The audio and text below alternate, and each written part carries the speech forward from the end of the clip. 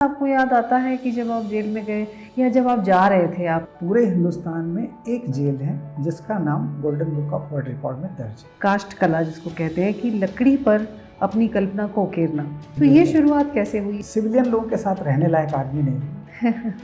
मैं तुमको जेल भेज देता हूँ। ये मेरी पत्नी ने कहा था कि जेल में जाओगे तो किसी का पास्ट मत पूछना। एक गन अगर जेल में है तो आपके पास दुनिया है, दुनिया मेरी मुट्ठी है। कान के बगल से सन से आवाज़ होती जब गोली गुजरती है ना, तो सब भगवान याद आते हैं। लेकिन ये विचार कैसे आया आपको कि आपको एक क्लासेस ना खोल के स्टूडेंट्स को ना सिखा के जेल में जाके सिखाना है? आर्ट को मैं थेरेपी जैसा यूज़ करता हूँ। जेल ने मुझको सिखाया कि टुडे इज़ इम्पोर्टेंट, आज ही ज़िंदगी है।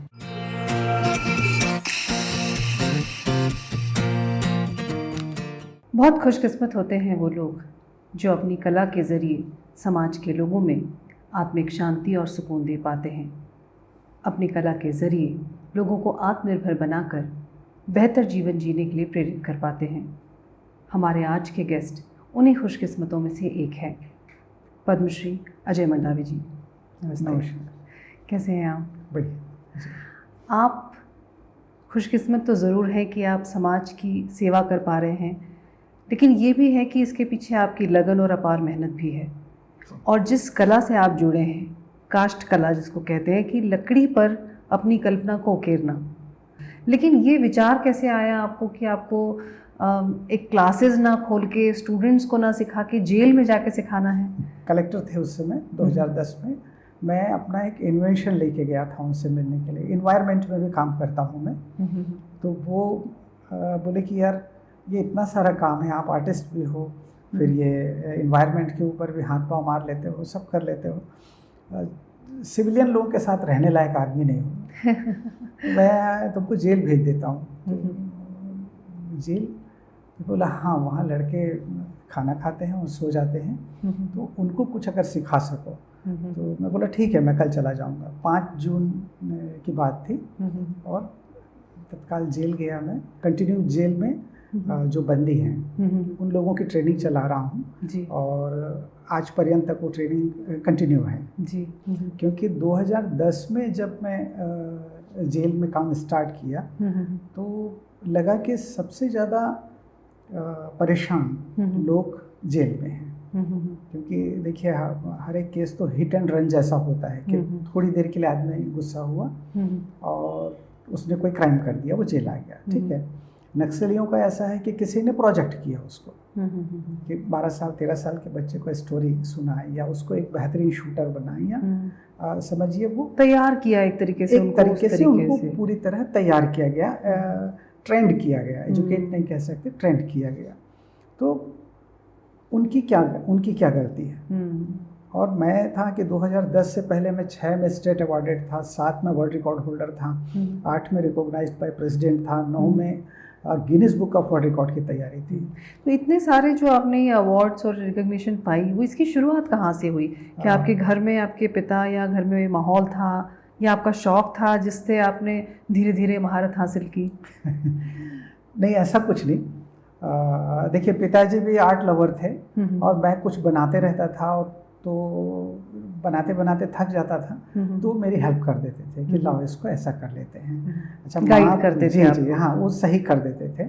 कॉलेज आते आते उसको वुडन आर्ट में कन्वर्ट किया मैं कि चलो लकड़ी में कुछ बनाते हैं। तो वो लगातार चलता रहा समझिए 85 से लेकर के।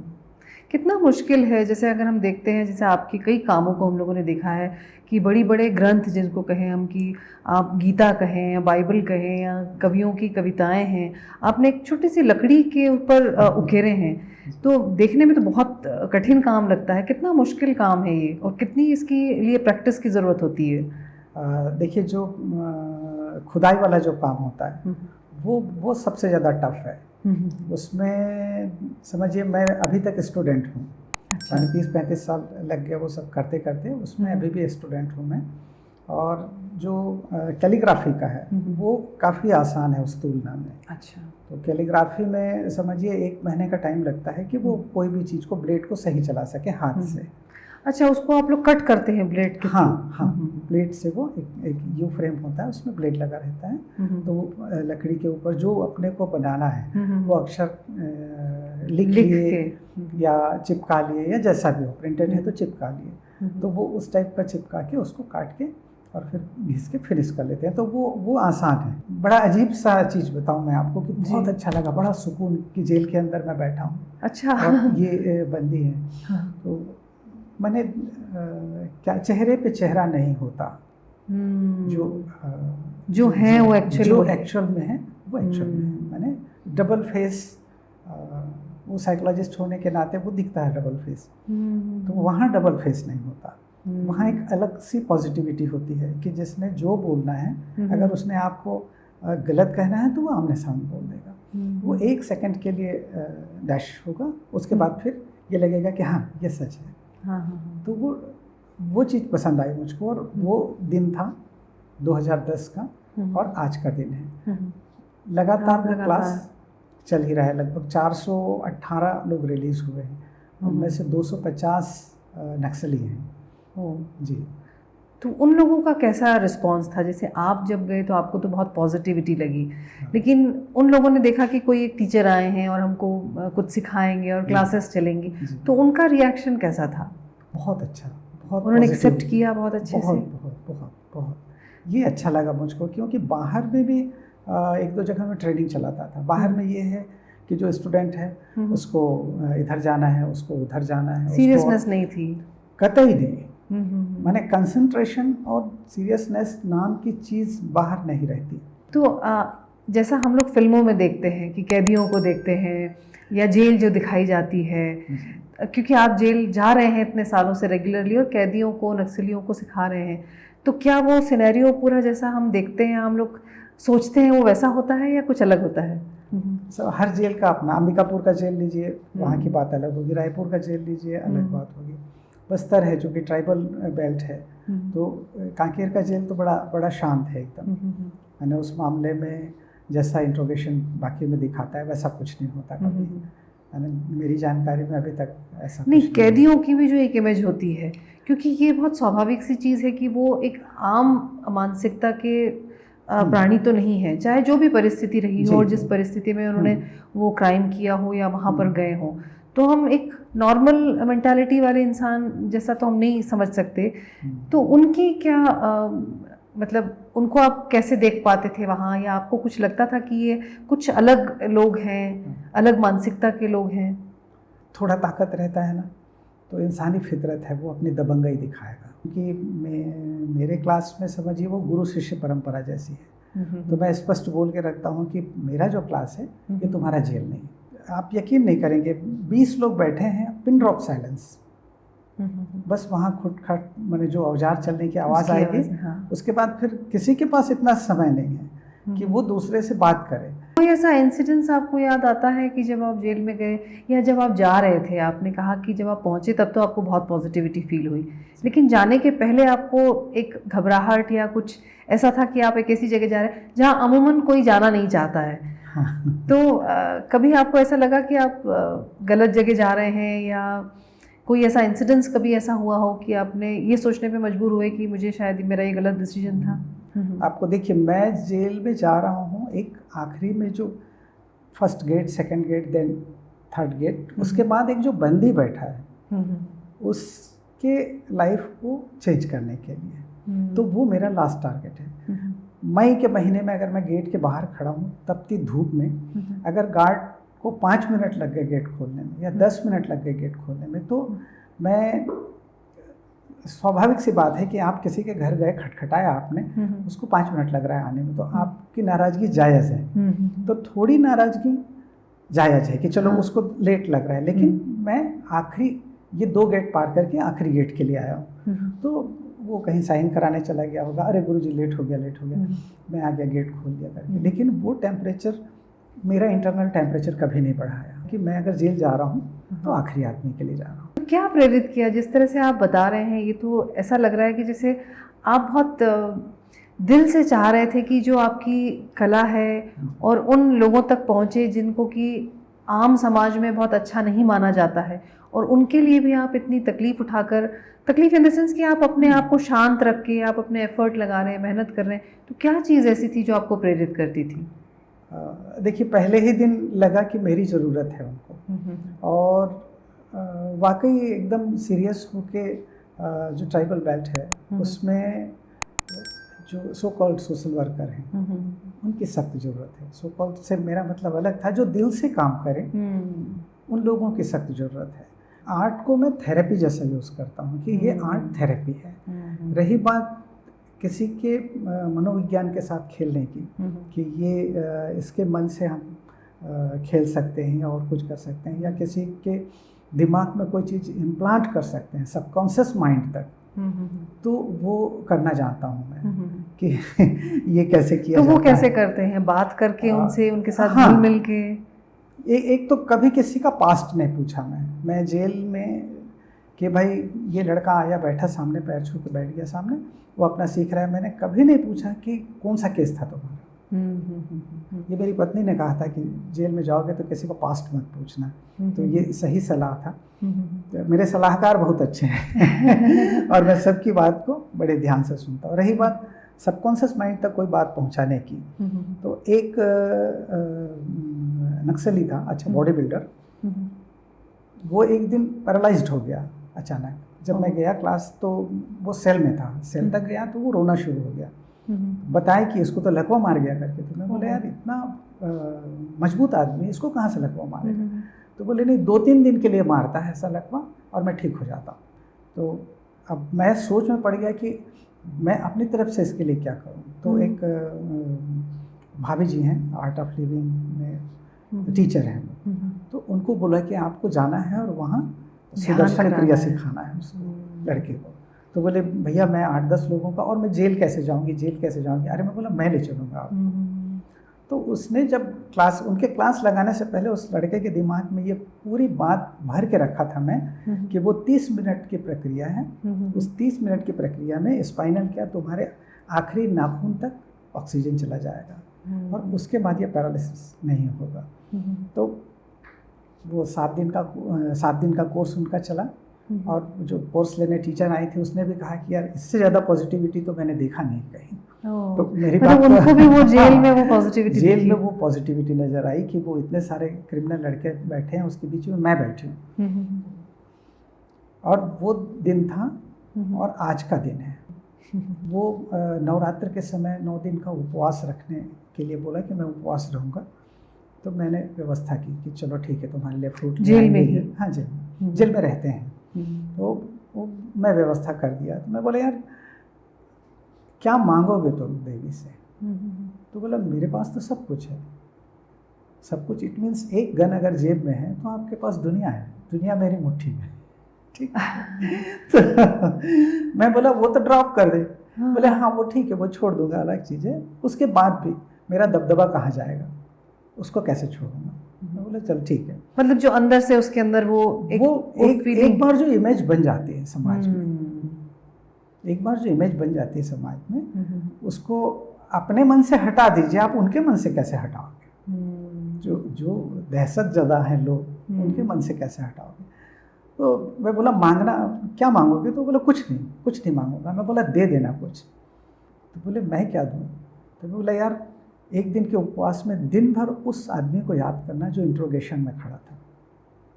इंट्रोगेशन बहुत बुरा होता है। एक आदमी को माफ़ करना, जिसकी शक्ल पसंद ना, हाँ, उसको दिल से माफ़ करना। और ये कि अगर तुम्हारी जगह मैं होता तो मैं भी मारता, आई गई बात खत्म हो।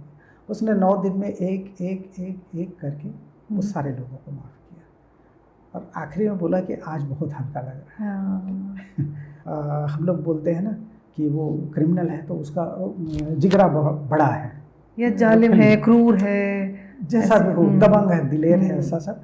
वो आर्थिक रूप से भी उतना ही दिलेर। तो 2 साल पहले की गर्मी में वो सल्फी बेचता था, ताड़ी जो बेचते हैं ना गांव में। जब मैं गांव में गया तो वो रोज़ उतार के बेच रहा था। तो वो बताया कि 1-1.5 हज़ार रुपया रोज़ का बन जाता है। तो मैं बोला पैसा क्या कर रहा है? तो करता क्या है? तो बोला एक टीन का डब्बा बनाया हूँ, उसमें छेद करके उसमें पैसा डाल दे रहा हूँ। अच्छा। तो वो महीना पूरा ख़त्म हो गया और मार्च, अप्रैल, मई, जून लास्ट वीक में वो कांकेर आया। तो मैं बोला कि कैसे आना होगा? तो बोलता है गुरुजी पैसा चाहिए। तो मैं बोला तेरा डब्बा कहाँ है? हर दिन का जो 1,500 रुपये डाल रहा था, मैंने 30 दिन तो कम से कम उसने डाला, 45,000 रुपया यूँ ही हुए। और उसके बाद फिर कहता है कि पैसा नहीं है। मैं उससे इतना नहीं पूछा, मैं बोला तेरा डब्बा कहाँ है? बोला टीन का डब्बा जिसमें पैसा डाला था। तो वो बोले जिसके घर में पेड़ था वहाँ मैं काट के वहाँ से सेल्फी निकालता था, उस घर मालिक की तबीयत खराब हो गई बहुत बुरी तरीके से। तो जब मैं गया सुबह तो उसकी बीवी, उसकी बेटी, उसके बेटा सब रोने लगे कि इसको ले जाना है हॉस्पिटल। अच्छा वो खुद हॉस्पिटल जा नहीं सकता क्योंकि बहुत सारा प्रॉब्लम रहता है इन लोगों को। तो बोले कि एक काम करो, मैं पैसा देता हूँ, तुम लोग लेके जाओ। और वो पूरा टीन का डब्बा उसको उसने गिना भी नहीं, वो मैं अनुमान से ही कह रहा हूँ कि 45,000 रुपये से ज़्यादा थे उसमें। वो डब्बा उसको दे दिया कि इसका जहाँ चाहे ट्रीटमेंट कराओ, लेकिन रोना मत। मैं बोला यार अब बता, अब कितना पैसा चाहिए? तो वो फिर मात्र बोले 5,000 रुपये लगेगा। मैं बोला हाँ तुरंत ले, और इसके बाद उसके बाद जब भी लगेगा खबर कर देना, मैं पैसा भेज दूँगा। तो आप ये बताना चाह रहे हैं कि मानव जो है, मतलब यहाँ हम कहें कि मानवीयता हर किसी में होती है, बस उसको उभारने की ज़रूरत है। थोड़ा सा अगर सपोर्ट करें या थोड़ा सा एक अच्छा वैसा ट्रीटमेंट दिया जाए तो वो बाहर निकल कर आ सकती है। बिल्कुल। आप क्या सिखाते थे उनको वहाँ पर? किस तरह की कलाकृति बनाना सिखाते थे? लकड़ी का ही कैलीग्राफी है पूरा। नहीं, वो लोग क्या बनाते थे? मतलब आप कुछ उनको बताते थे या वो अपनी मर्जी से नाम लिख रहे हैं? वो एक चीज़ बनाना सिखाए तो दूसरे तीसरे दिन वो 5 चीज़ें अपने से बना लेते थे। अच्छा वो फाइन आर्ट भी बनता है, जैसे वंदे मातरम वगैरह देखा होगा आपने, या जन गण मन, या स्टेट में तो हर एक मिनिस्टर के घर हमारा नेम प्लेट दिख जाएगा, कहीं स्कूल में, सेंट्रल में, और ऑल ओवर वर्ल्ड में। 2010 से मैंने अपना प्रोफाइल पैक कर दिया कि अब मुझको कोई नाम नहीं चाहिए, और चुपचाप जेल और जेल से घर। उसके अलावा और कोई अपॉइंटमेंट नहीं। बहुत कम लोगों से मिलना जुलना जो घर तक आ गया, या मैं अपने घर में हूँ या महल में हूँ। दो वेन्यू थे मेरे। 17-18 आते आते लगा कि नाम एकदम फैड हो गया। तो 2018 में जेल के अंदर हमने एक वंदे मातरम बनाया, जो 22 फीट चौड़ा और 44 फीट लंबा है।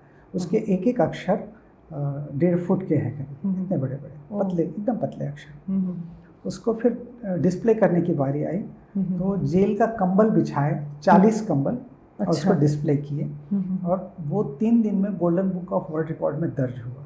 मैंने पूरे हिंदुस्तान में एक जेल है जिसका नाम golden book of world record में दर्ज है। बहुत बड़ी और उसमें 9 बंदी थे अंदर, जेल के अंदर ही बंदी लोग थे। उन्हीं लोगों ने सारा काम किया, सारा व्यवस्था, सारा डायरेक्शन मैं अपने हिसाब से करता रहा। वहाँ के सारे लोग उसमें मदद करते रहे। तो वो एक उपलब्धि है। एक कंफर्ट दिया जाए, चाहे उनको आत्मनिर्भर बनाने की बात हो, चाहे उनको पॉजिटिव टाइम को बिताने की बात हो, या फिर एक बहुत ही इमोशनल लेवल पे, भावनात्मक रूप पर जाकर के एक सुदृढ़ता देने की बात हो। आपको उनसे क्या सीखने को मिला? जेल ने मुझको सिखाया कि टुडे इज़ इम्पोर्टेंट, आज ही ज़िंदगी है, कल क्या होगा। क्योंकि कोई भी नक्सली आते हैं ना, तो गुरुजी थोड़ा इधर ऐसे कान के बगल से सन से आवाज़ होती है जब गोली गुजरती है ना, तो सब भगवान याद आते हैं। कितना भी नास्तिक रहे वो तुरंत पूजा में लग जाता है। तो वो लाइव बताते हैं, ज़िंदगी और मौत का खेल लाइव बताते हैं कि कैसे ब्लास्टिंग होता है, कैसे क्या होता है। वो लाइव सुनता हूँ, तो वो सुनते सुनते ये लगने लगा कि इम्पोर्टेंट जीवन है ये। और बता दूं कि छत्तीसगढ़ में पहला ट्राइबल हूँ मैं, जिसको पिछले 23 साल में, छत्तीसगढ़ के इतिहास का पहला ट्राइबल हूँ जिसको पद्मश्री दिया गया।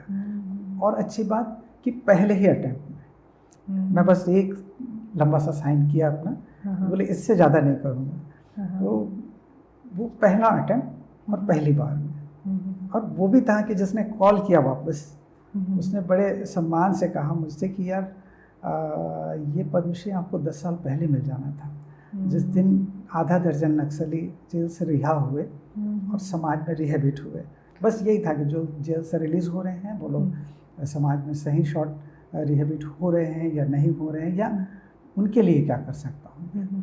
क्या आपको लगता है कि इस मानसिकता के जो लोग होते हैं, चाहे वो परिस्थितिवश कैदी बने हो या नक्सली बने हो या कोई जुर्म किया हो उन्होंने, उनकी भी दिली इच्छा ये होती है कि कोई उन्हें सुने और उन्हें समझे।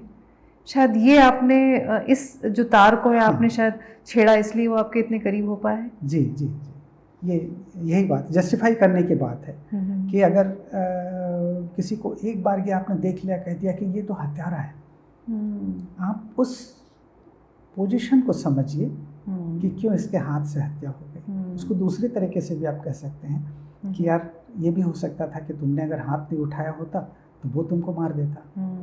तो अच्छा है, थैंक्स बोलो कि तुम जिंदा हो। दिमाग किसी एक चीज़ को पकड़ के बैठा तो उसको क्लीन करना याद करने से ज़्यादा लाख गुना कठिन है किसी चीज़ को भूल जाना। बिल्कुल ठीक बात है। आँख एक बार किसी चीज़ को देख लेगी ना तो उसको भूलना आप मिटा ही नहीं सकते, उसको ओवरलैप कर सकते हैं। तो जितने खून खराबे हैं उसको ओवरलैप करने के लिए आर्ट से बेहतर या आर्ट के अलावा दूसरा कोई साधन नहीं। आपके अंदर इतनी सेंसिटिविटी कैसे आई कि आप दूसरों को, क्योंकि अगर किसी के व्यक्ति की मनोस्थिति को समझना है या उन्हें समझाना है या उनको उनकी तरह से सोचना है, तो इसके लिए हमारे अंदर भी एक तरह की सेंसिटिविटी होनी चाहिए। वो संवेदनशीलता आपके अंदर कैसे आई? मतलब आपको जीन्स में मिली या आपके आसपास के माहौल में थी, या किस तरीके से ये डेवलप हुआ? ये बड़ा खतरनाक सवाल पूछा कि वाकई ये कहीं जेनेटिक ट्रिगर है, क्योंकि पिताजी भी हमारे बहुत शांत रहा करते थे जी। और उनके साथ के जो टीचर्स हैं वो बताते थे कि वो अपने में कुछ अंदर अंदर कुछ उनके मंत्र चलते रहता है या जो भी है, तो यकीनन ये ट्रिगर होगा। तभी मैं कभी भी आप किसी की बात बड़ी शांति से सुनेंगे तो समझ में आता है कि इसके दिमाग का कांटा कहाँ है, कहाँ अटका हुआ है। देखिए, यहाँ हमारे जगह में बोल वचन देने वाले लोगों की कमी नहीं है। इतने हैं कि हर एक कोना संभल जाए, लेकिन आदमी सुनता कब है?